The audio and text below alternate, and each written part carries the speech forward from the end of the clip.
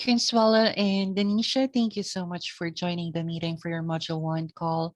Let's just wait for the others to connect their audio. Just wait for the others to connect their audio. Sounds good. Thank Mary, you. hi, Mary. Hi, Mary. Hi. All right. And there you go. I can see you now. Thank you. We've got Elton. Good noon. Good morning, Elton. Good morning. Perfect. And we've got Cody. Good morning, Cody. Morning. And we're just waiting for one more student to join your Module 1 review call. And I need to chase the student. Thank you so much again for being on time. Kevin will take over the call. Have an incredible weekend to everyone. Absolutely fantastic stuff. Denisha, Consuela, wonderful. It seemed like deja vu only just a moment ago, I saw you. Guys, great to have you on the call as always. What I'm going to do is I'm going to share my screen and go through the required notice. But unlike the orientation call, I'm not going to go through a presentation. What I want you to do is think about what was your biggest takeaway as you went through Module 1? What was your biggest takeaway as you went through Module 1? While you're thinking about that, I'm going to share my screen and go through the required notice. So the required notice is as follows. Firstly, give me a thumbs up and just confirm you can see my screen.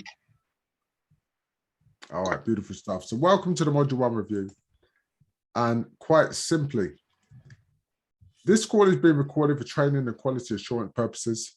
And by participating, you give consent to both video and audio recording. On this call, we may be discussing financial matters. All the information that I will provide in this call is for informational purposes only and should not be construed as personalized financial advice and does not carry any sort of financial guarantee. Entra is not a financial advisory firm. So I'm going to go around the room and just let me know what your biggest takeaway was as you went through Module 1. So, Consuelo, you're up first. Take yourself off mute, young lady, and help me understand what your biggest takeaway as you went through Module 1.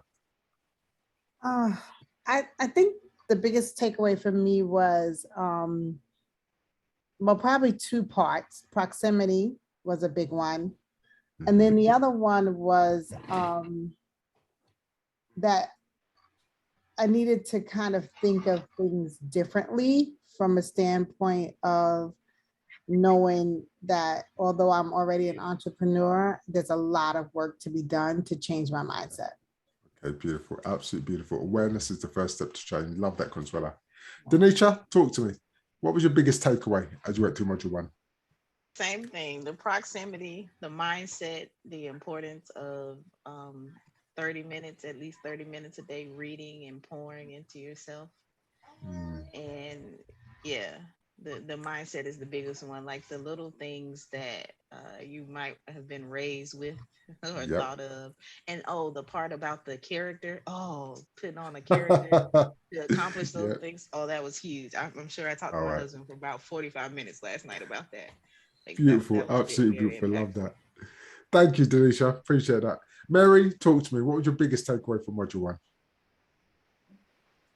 Yeah, I just want to just kind of piggyback off what she said, the mindset. And it's kind of like almost becoming what you need to become in your mind. Absolutely. To be successful, you have to become everything in your mind. Perfect. Absolutely beautiful. Thank you, Mary. I appreciate that. Cody, talk to me, my friend. What was your biggest takeaway in Module 1? I think my biggest takeaway was probably like the proximity, where it was like having a knowing of what you're putting into your mind every day, whether it be the people around you or like reading or the content you consume every day. Make sure it's positive and not in a negative way. So be conscious and decisive about your choices that put the right things into you. Beautiful. Love that, Cody. Elton, talk to me, sir. What was your biggest takeaway in Module 1? Elton, you're on mute. Take yourself off mute, sir. I'm sorry about that. My biggest takeaway, and this is in conjunction with listening to The Secrets of the Millionaire, is just the mindset as well as the thought process, having a different thought process, and surrounding yourself with that Secret of Millionaire is really good. That's really, really good. And so it's kind of overlapping with what I learned in implementation 1, but everything is in congruency, it's together. So proximity, mindset, and just pretty much being the best you can be and surrounding yourself by people that have the same type of mindset and putting yourself in the right company and alignment. Perfect. And Yep. it's pretty good. A lot of good stuff. Beautiful. Beautiful. Lovely. Thank you, Arton. Anthony, talk to me, sir. What's your biggest takeaway in module 1?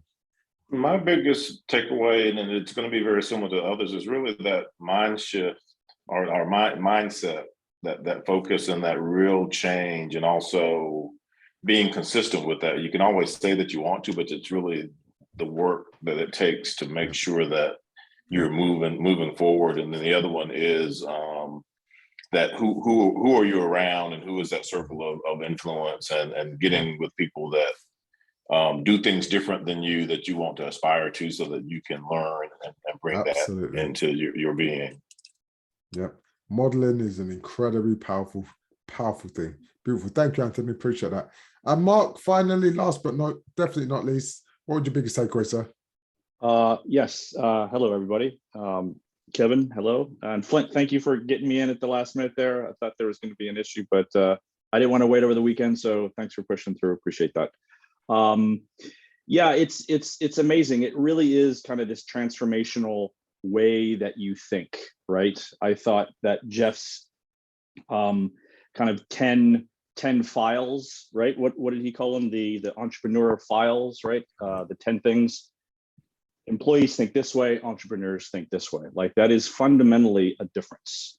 And if you don't know what that is, you'll never think that way. If you never click on the button for Entra and have these discussions and go through the videos and listen to fantastic people like Simon Sinek, the reason for why, or however, kind of that inside out thing, like, that's just mind blowing to me, right?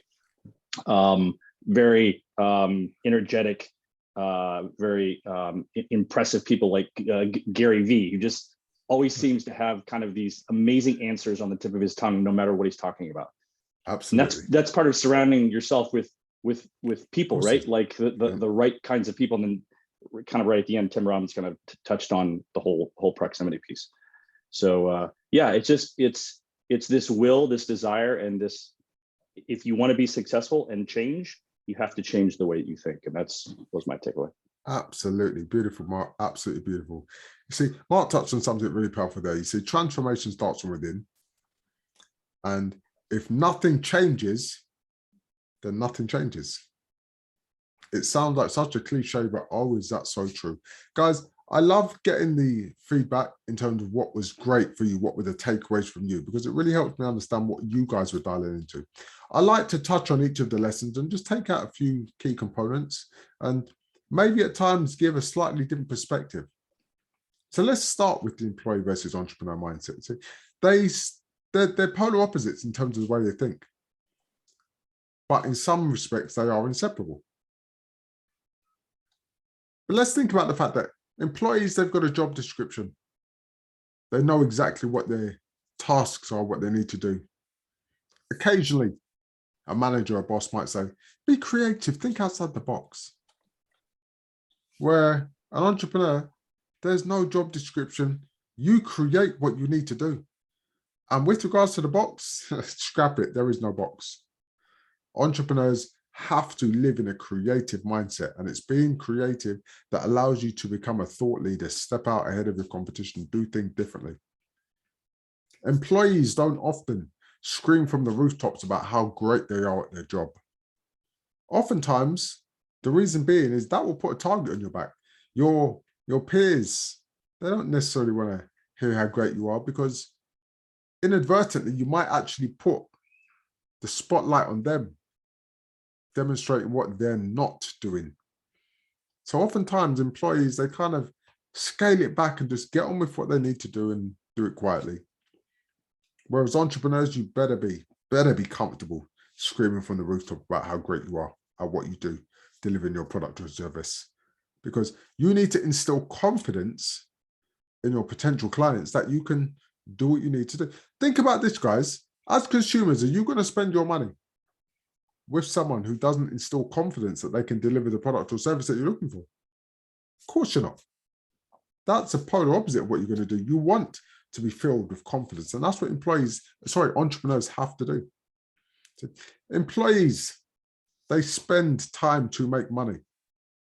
Entrepreneurs make money to spend time, because time is a non-renewable resource. Entrepreneurs understand that very, very well. You know, I always tell people you can buy time, and people look at me like a crazy man. There's one place where you can buy time, and that's from your boss. Because when you clock in the morning, you no longer own your time. So create the level of education that's required that you can build and sustain what you need to, so you can buy your time back. That's an incredibly important thing to do. And you guys are here, you guys are demonstrating that that's something that you want, something that you're vying for. And I salute you for that. You see, I always like to help people understand that there is a dramatic difference between employees and entrepreneurs. You see, employees have a certain thought process. They really they look at the fact that, you know, money is really important and I've got to work hard for my money. Would you guys agree with the fact that as an employee, you trade time for money? Yeah. Yes. I always like to put a slightly different perspective on that, and I'll tell you why. You don't actually just trade time for money, because if you just traded time for money, you could go to work and expect to get paid just for trading your time. You go to work with that attitude, I promise you, won't last long. As an employee, what you actually trade is the value you provide in the time you give your employer. That's what you actually trade. Well, hear this. Entrepreneurs, they also focus on creating and delivering value. But entrepreneurs have done something that allows them to accelerate. They've removed the one restricting factor, which is time. As an employee, there's only ever so many hours in the day. You can only produce so much. It doesn't matter how much value you provide. There's always going to be a ceiling on your earning potential. Whereas as an entrepreneur, the more value you provide, the more valuable you become. And the more valuable you become is the more you accelerate your earning potential, the more you amplify your worth. So entrepreneurs are consistently thinking about what they can do to accelerate, to generate more, because we don't get paid for time, we get paid for value. That's really the fundamentals. Guys, money can work 24/7, 365 days a year. Get to the end of the year and still not be tired. Money will always have more time, energy, and strength and stamina than you will ever have. But yet most people get up and they go to work for money because of that big C word, conditioning. Most people have been conditioned to believe that I need to go to school, get a good education, then get a great job and work 40 hours a week for 40 years and hope and pray that there's enough in my 401k at the end of it. That model's broken. That model doesn't work anymore. That's why entrepreneurs wake up and entrepreneurs think, how can I send my money to work? Because an entrepreneur knows if I can send my money to do my bidding, I can replicate and duplicate my efforts. As an employee, you can't replicate yourself. There's only ever going to be one of you. You can only do so much. Entrepreneurs are always thinking about how we can do things more effectively, more efficiently. Entrepreneurs focus on creating systems so that they can work smarter, not harder. Why is that? Because Warren Buffett said what? You never become wealthy until you're doing what? Making money when? Making money in your sleep. There we go. Making money while you sleep. And you can't do that as an employee. You can't even do that if you're self-employed. You need systems. You need to be a business owner. You need to be an entrepreneur in the true sense of the word. That's how you make money while you sleep. When we talk about money, that slides us nicely into Robert Kiyosaki. He delivers some beautiful information. That was a short extract of a very, very, very powerful interview. Talking about money, I want to ask a very simple question. When it comes to debt, Raise your hand for me if you get a negative feeling when you think about debt. Not anymore. All right, Anthony. Okay. So we did, and some of us still do. Well, here's the thing. Even if you didn't know before, you know now. There are two types of debt.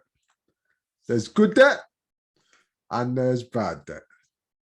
You see, bad debt, that's the one that creates a negative feeling. You know, the noose around the neck, the ball and chain around the ankle, that's bad debt. You know, that kind of debt that I've had a tough year and I feel like I deserve a break. I need a holiday. I need a vacation. But the checking account isn't supporting that idea. However, the credit card is, yeah, that's bad debt. Or, you know, when, as life does occasionally, it throws lemons at you and you've no longer got the strength to catch them, squeeze them, or make lemonade, and you're getting a bit battered and bruised. And you say, you know what, I just want to feel good. I want to go and take on some retail therapy to make me feel good. Yeah. That's bad debt.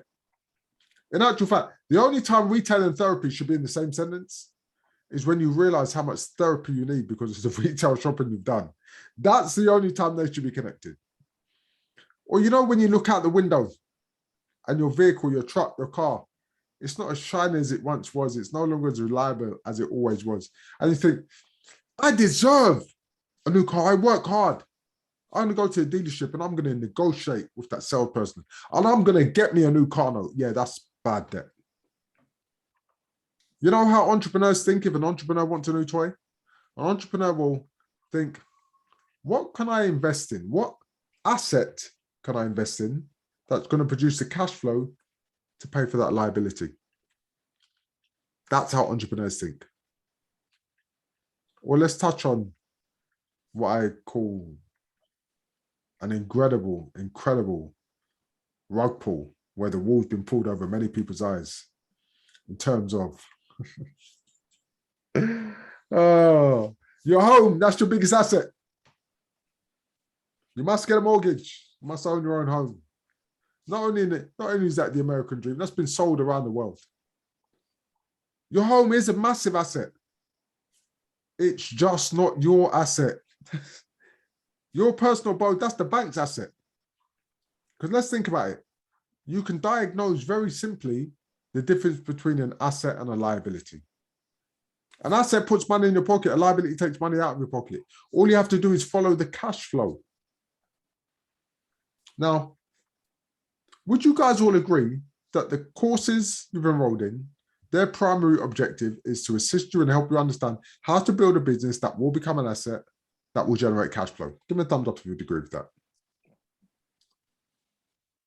Can anyone give me just one example of a business that doesn't require investment? Yes, okay, don't worry.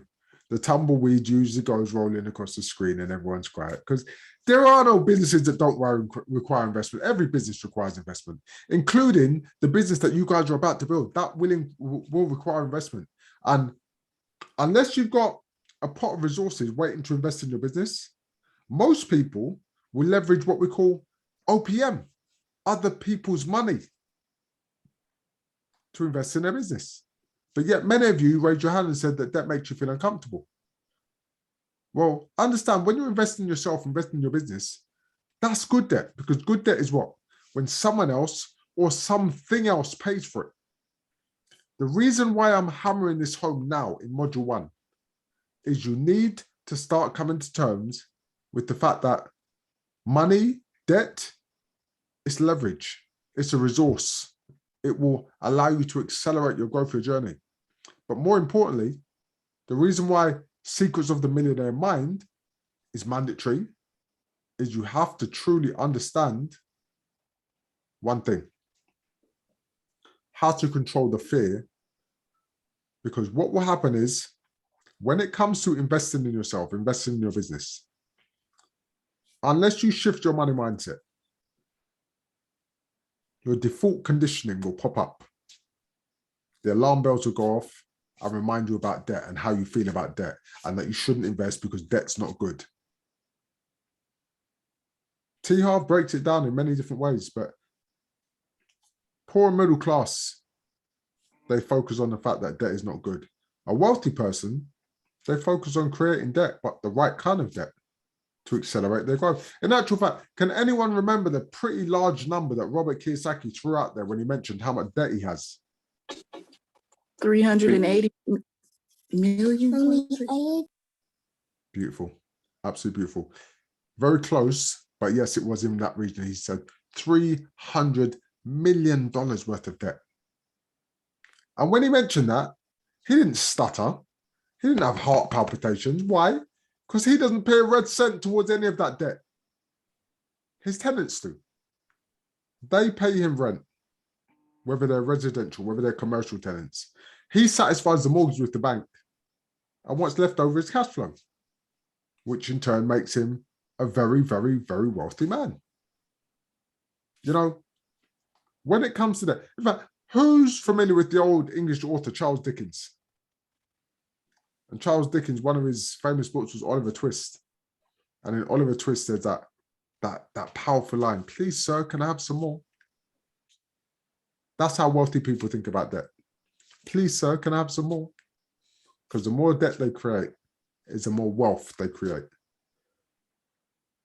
Wealth resides in understanding how to leverage finance. Debt is not to be feared. Debt is to be revered. You must understand, because these are business fundamentals. They're important. They're intrinsic in you growing and developing a strong business. Understanding financial leverage, creating a better money mindset. Robert Kiyosaki drills this time. Who's familiar with his groundbreaking book, Rich Dad, Poor Dad? You know, the masses are familiar with that book. And in Rich Dad, Poor Dad, he says, savers are losers. And he's not being disrespectful when he says that. He's being literal, especially in these current times. Think about it. If the rate of inflation is higher than the rate of interest that the bank provides, you know, it costs you money to leave your money in the bank. That's why wealthy people don't leave money sitting around, because it's idle. It does nothing. It's not that 10,000 bucks isn't still 10,000 bucks. It's just that it's now worth less than it was 10 years ago. And isn't it strange that I use money and worthless in the same sentence? Well, the blame is squarely on your side of the fence, your side of the pond, when your revered president in 1971, Tricky Dicky, Richard Nixon, when he took money off the gold standard. Money's no longer backed by anything. It's paper. It's got no intrinsic value, which is why entrepreneurs, wealthy, they will utilize money to invest in assets, because assets appreciate and money over time will always depreciate. That's why the late Steve Jobs, Jeff Bezos, they pay themselves $1 a year. Why? Because they're not focused on money. They're focused on building assets, focused on assets as opposed to liabilities. Again, a huge shift in the difference between wealthy and poor middle class.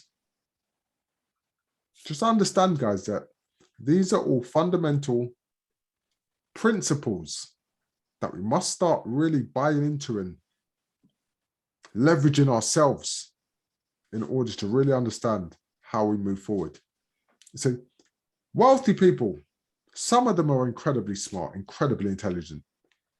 But I'll say this, and I'll say this with all sincerity. The vast majority are no smarter than any of you on this call. I'll tell you that for sure. They do one thing that's probably a level above what most of you do, though, and that's they ask better questions. Who's familiar with the statement that the quality of your answer is dependent on the quality of your question?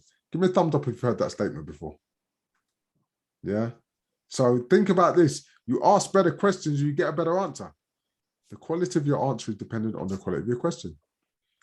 We learn by asking questions. A child gets to about 3. And what's the one question they incessantly ask? Wow. I saw Denisha spin around in a hurry. Absolutely. Yeah. Denisha, how old is your young daughter?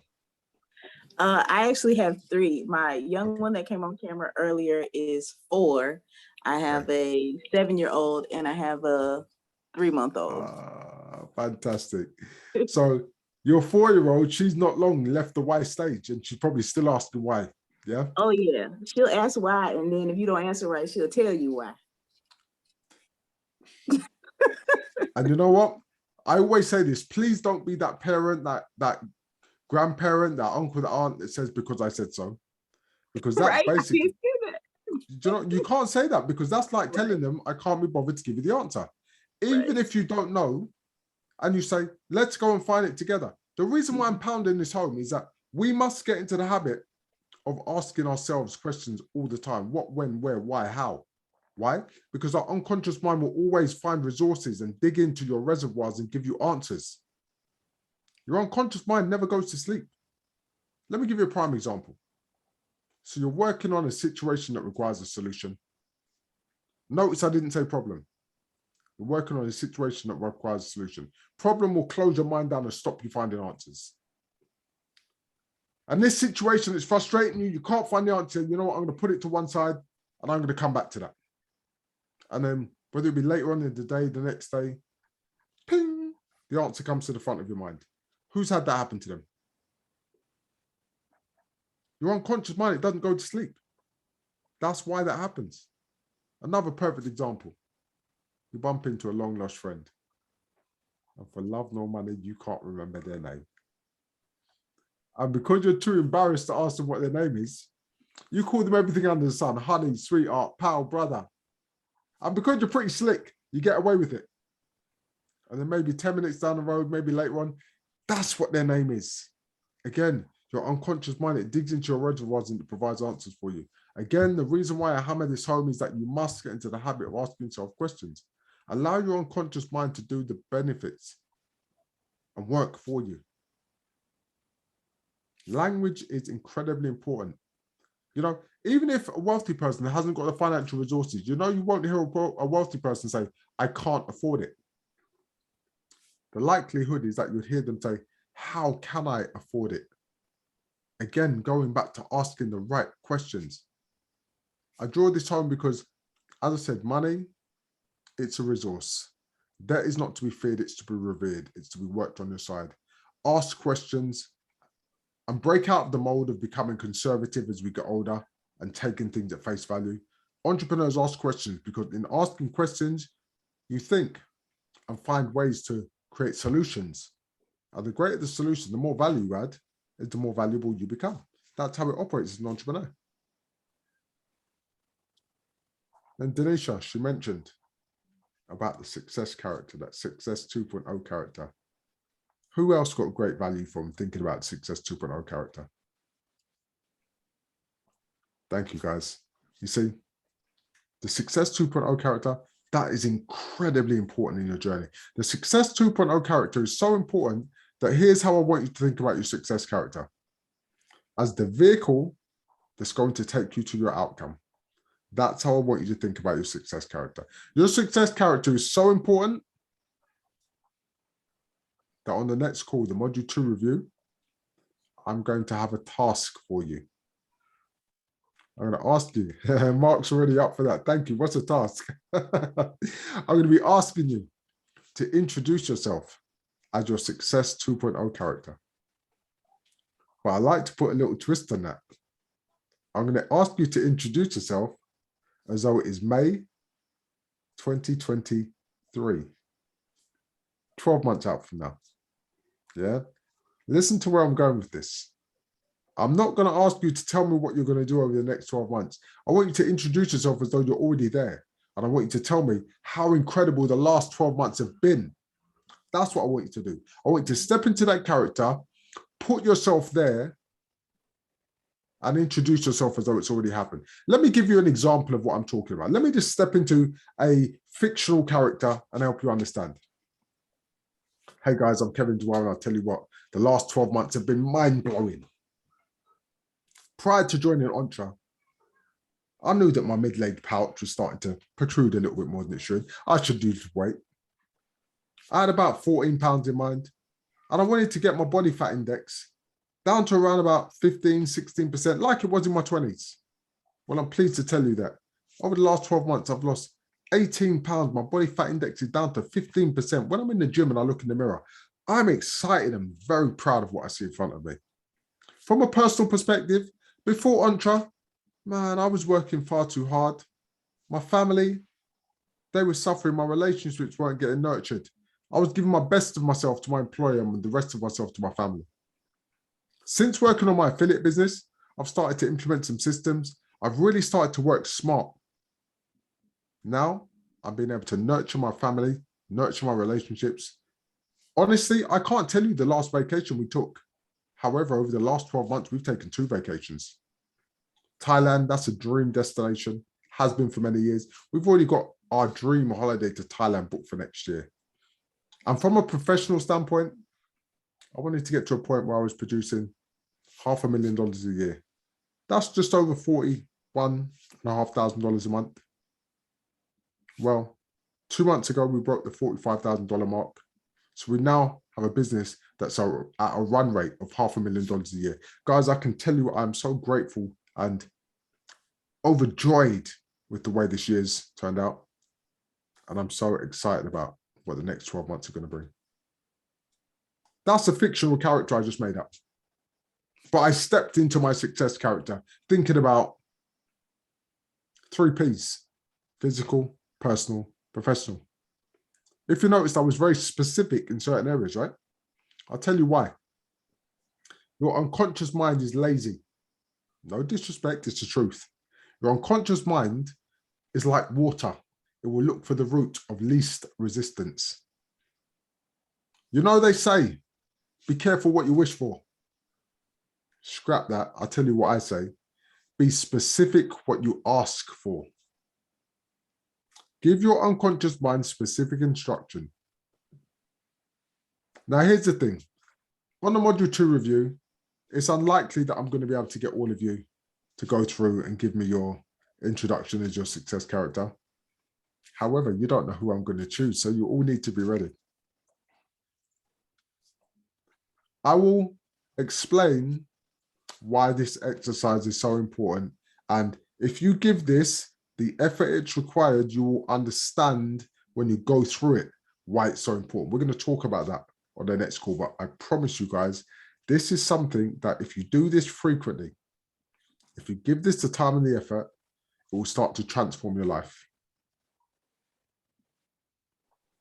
The way I first started building my success character, and I didn't even know it was a success character until I heard Jeff use that terminology, but the way I started doing that was I used to talk to myself in the mirror. Now, you might think that's a little crazy. Yeah, I don't know, Kev, but I promise you this, I know for a fact I've achieved more by setting certain goals and doing it that way. So put a little bit of time and thought into your Success 2.0 character, and let's go through that process on the next call. And finally, lesson 4, Tony Robbins, as always, hit the ball out of the park. Proximity, cognitive bias, loss aversion, fear. And let's not forget, be careful not to let people poison your coffee. Guys, you know why people get the opportunity to poison your coffee? And I say opportunity. Unfortunately, in many situations, we talk too much. Yeah? Because think about this. In your excited state, going through what you're going through, you want to share with people and you want to talk. And what do? You talking helps them feel as though they are entitled to give you their opinion. That's what happens. So if we don't talk so much, we stop those conversations. Think about this. Would you ask your grandmother for financial advice if she wasn't a financial advisor? That's ludicrous, right? Of course you wouldn't. So in that case, why do we allow people that aren't qualified to give us their opinion to rain on our parade? Let us now start being selective about the conversations we have with whom. If you talk to someone who's a successful entrepreneur, if you talk to someone who's on a different level from you, tapping into proximity, people that are firing on a different level, what they will absolutely always do They may offer constructive criticism. They may want to talk to you and offer suggestion, but they're certainly not going to rain on your parade. That's why we need to put people of that caliber in our circle. Whenever you operate around people that are playing on a higher level, what happens? If you play sport and you play with someone who's better than you, your game always improves, right? In a professional circumstance, if people are performing on a different level, just surrounding yourself, what does it do? It raises you up. When they say the rising tide, it lifts all ships. That's why proximity is so important. So important. Mark, you've got a Marine background, correct? Yes, sir. 30 years. So I know that phrase you must have heard thrown around a few times, right? A little bit, yes. Yeah, you see, these are the things, these are the reasons why proximity is so very important. You're in an environment, you're in an ecosystem where there are people playing on a high level that you can tap into, that you can leverage. And when it comes to cognitive bias, loss aversion, these all tie together. One of the reasons why we fear the unknown is because your mind, the way it's structured, will always think about what you may lose now as opposed to what you'll gain in the future. That's the way your mind's structured. You have something called your amygdala, which is responsible for your fight or flight response. Now, when you step into any situation that you are unfamiliar with, your amygdala does a couple of things. Okay, is there change involved in the situation? It sees that as fear. Is there risk? Is there danger? These are all red flags. Your amygdala starts to tell you, no, don't do that. Told you, your mind doesn't care whether or not you're successful. Your mind only wants to protect you. Survival. So your amygdala, it kicks in. That's when fear takes over. Guys, do you think it would be useful if you knew how to control fear and stop fear taking resident in your opportunities? That's powerful, and I'll tell you why. As Tony Robbins said, fear is never going to go away. Tony Robbins has been in personal development for more than 40 years. He tells you he still has fear, but the thing is, he understands how to control it. That's all it is, it's about controlling your fear. Think about this scenario. You have an outcome you want to achieve, and you know that in order to achieve the outcome, you're going to have to step into somewhere that makes you feel a bit uncomfortable, a little bit fearful. But that's important. So you commit and you run head on into your fear and you overcome it, because I know you do. You're powerful people. When you achieve the outcome, if you ask yourself one question, was that actually as difficult as I thought it was going to be? What's the answer every single time? It's never as difficult as you think it's going to be, because your mind creates that fear. Your mind amplifies that voice inside your head.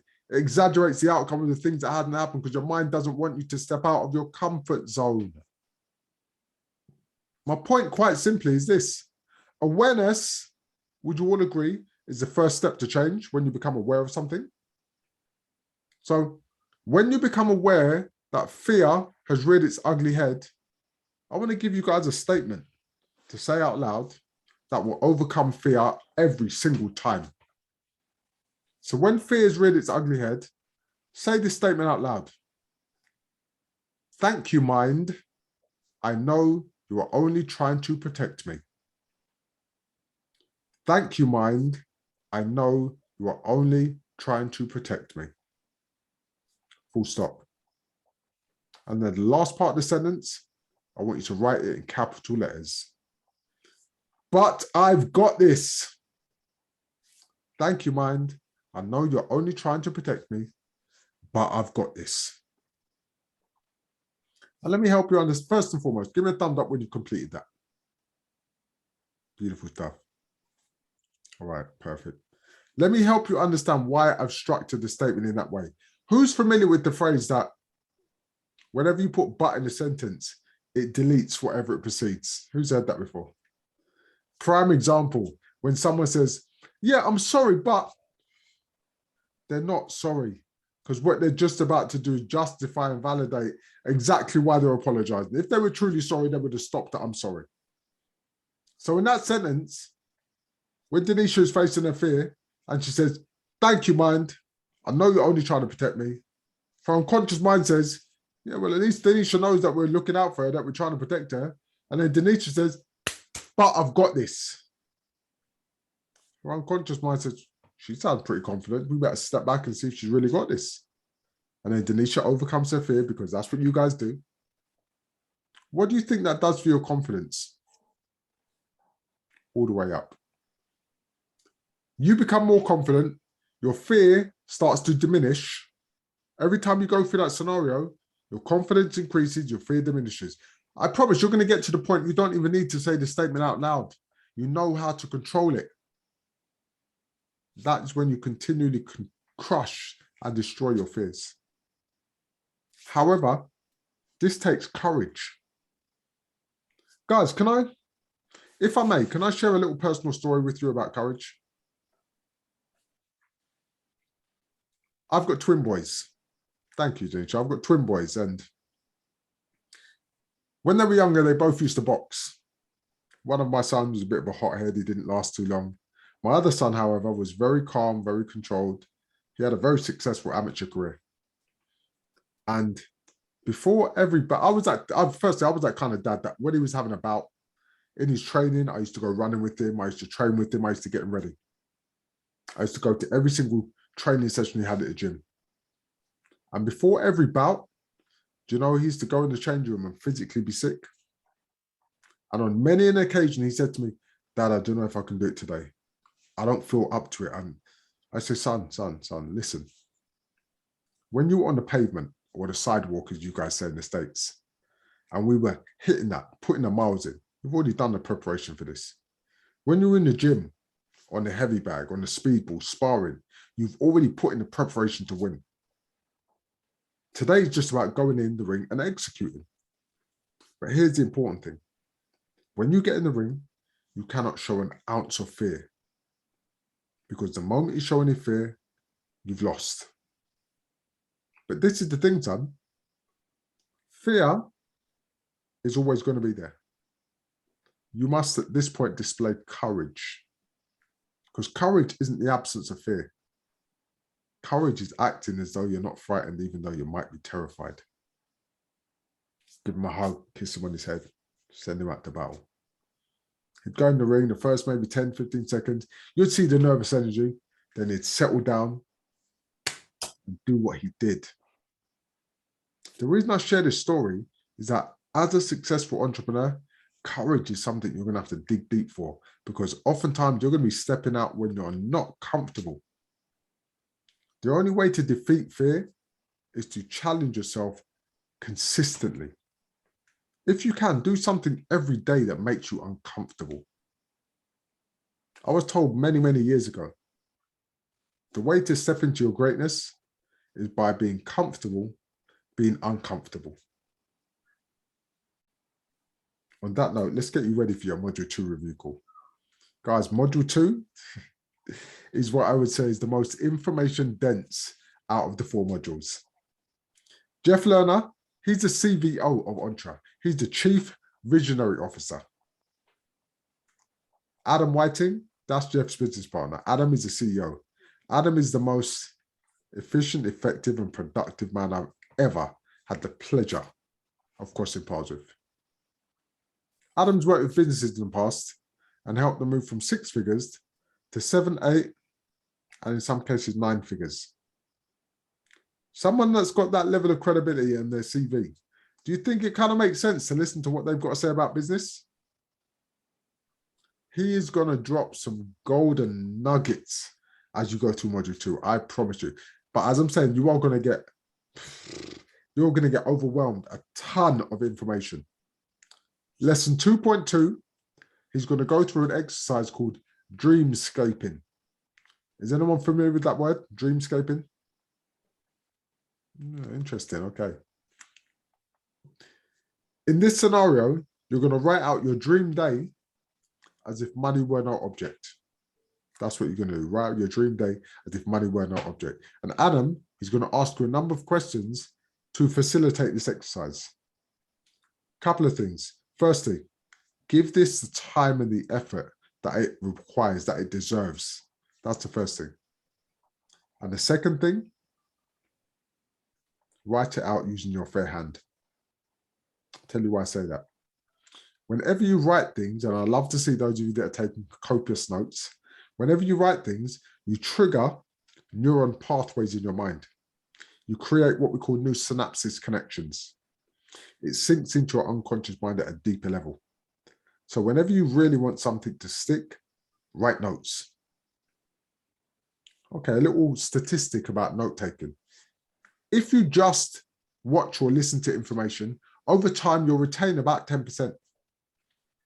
If you write notes, even if you never refer to those notes again, you know your memory retention increases to about 55%.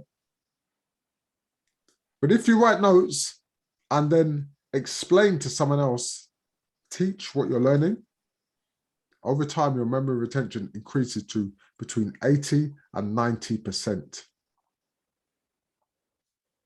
So this exercise of dreamscaping, it will solidify things in your unconscious mind. And really, I'm going to explain a bit more about it in the Module 2 review call, but it's a powerful, powerful exercise. Now, when you complete lesson 2, when you click the submit button, shortly after that, you're going to get an email from me. And I know you're going to get it because it's part of my automated process. You're going to receive an email and it will be entitled Module 2 Progress. Then in capital letters, it will say, important, please watch. In that email, there will be a YouTube link for a 3-minute video. Please watch that video because we're going to discuss a little bit around that video in the Module 2 review. Module 2 Progress, important, please watch. So as I said, Module 2 is information dense. And because of that, I'm going to give you a couple of options for the Module 2 review call. I say that success loves speed, but I don't want you to rush. I want you to take on board this module because there is so much information. So Module 2 review will be on either Monday or Wednesday at 2:30 p.m. Eastern Standard Time. Monday or Wednesday, 2:30 p.m. Eastern Standard Time. So raise your hand for me if you're available for Monday at 2:30 p.m. Eastern Standard Time. So we've got Denisha on Monday, we've got Elton on Monday, we've got Mark on Monday, we've got Cody on Monday, we've got Consuelo on Monday. Okay, perfect. Anthony. Anthony, Monday as well? Yeah. Okay, perfect. Mary, are you also Monday? That was easy. Flint, just book everyone for Monday. Guys, does anyone have any questions at all about anything we've been through today? Any questions at all?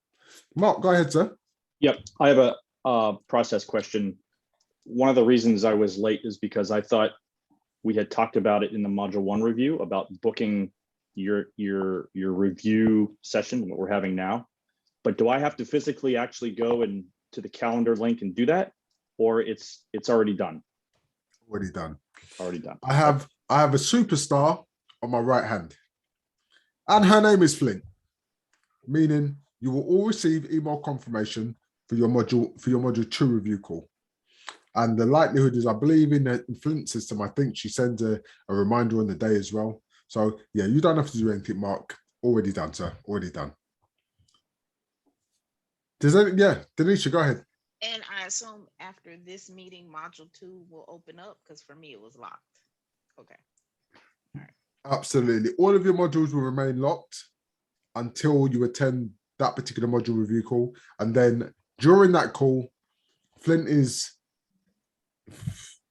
like a hamster. Check mine off, Flint. Go check mine off, Flint. I'm going right after. No, I tell you what, you know, swans, they look graceful on top of the water and their feet are paddling like crazy underneath. That's what Flint's doing. She's doing everything to make sure that the wheels stay in motion. So yeah, your module 2 will be opened. And so you can go ahead and start completing that. Great questions, Alicia. Does anyone else have any questions at all? In fact, Flint's already left a message saying module 2 is already unlocked for everyone. That's how it works. That's how we work around here. Any other questions at all before we conclude today? Can No, we we're good. replicate Flint? Because I'm gonna need one of those in about 3 to 6 months. Absolutely beautiful. Absolutely beautiful. Unfortunately, no. But I'm sure there are others out there that are, I don't know whether I'd say equally as great, but they're great. I'm sure there are others out there that are great. But when the time is right, you will find the resource that you need. It always happens that way, always. But I love your thought process, Tanisha. I love when you're putting it out. Speaking it into existence, right? That's right. There we go. There we go. Mark, go ahead, sir. I have a quick question. Are you in the UK or are you here in the States? I'm in the UK. I will be in the States in July, but I'm in the UK at the moment. Okay. I'm just wondering what kind of time zone that you have to deal with when we're on the call, what time it is there. So. Okay, just to give you an idea, it's 6:21 p.m. right now. There you go. Okay. But here's the thing, Mark, I've worked online for probably about 6 years now. And in many different things I've done and do, I primarily work with students from the US or clients from the US in a number of things I've done and do. So I'm used to my day starting late, but then ending late. But what that does, it gives me the ability to do some of the things that I need to do in the morning. So schools is there a UK following with Entra? Does it have the same impact and the same opportunity that it does here? There is a UK following, but it's definitely not as broad as it is in the US. We are, I don't know why. Well, there are some fundamental reasons behind, but I'm sure we're going to be spreading our wings globally. But at the moment, there is more of a primarily US following. I think, in all honesty, the US is big enough to really focus on that for now before we start spreading our wings. But yes, we do have some UK students, but definitely the lion's share of our audience is in the US. I love the questions today. Love the questions. Love the questions. All right. Consuela, please. Should we start getting buddies amongst the group? Like, is it pretty much like sure that these people that are in this group are going to follow us along and we would all kind of be in this together, or no? And you know what? It's incredible. And I can see what like-minded people think. And Mark's thinking, yeah, I asked that question in the orientation call. You see, I remember these things. I'll tell you what it is. It's not, I wouldn't necessarily say so. And I'll tell you why. Sometimes your schedules are different. So where I offer 2 opportunities for the meeting, sometimes half will go for one and half will go for another.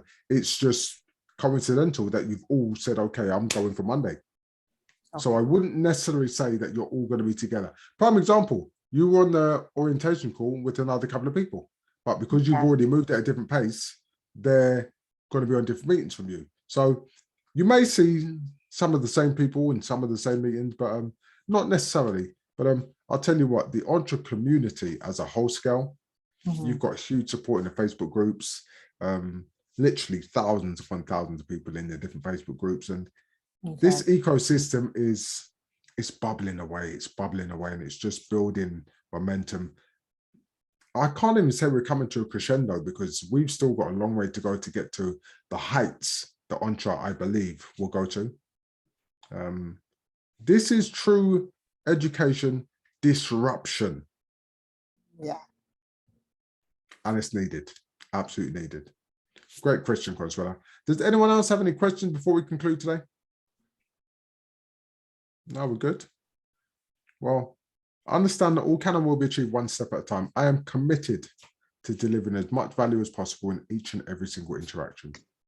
So the question sorry. I always go ahead, Mark. I'm sorry, Kev. I didn't mean you've okay. said that quote every single time and I can't quite catch it. Could you slow down what you say? Because you're saying it for a reason and I want to catch it. So I always tell my students that all can and will be achieved one step at a time.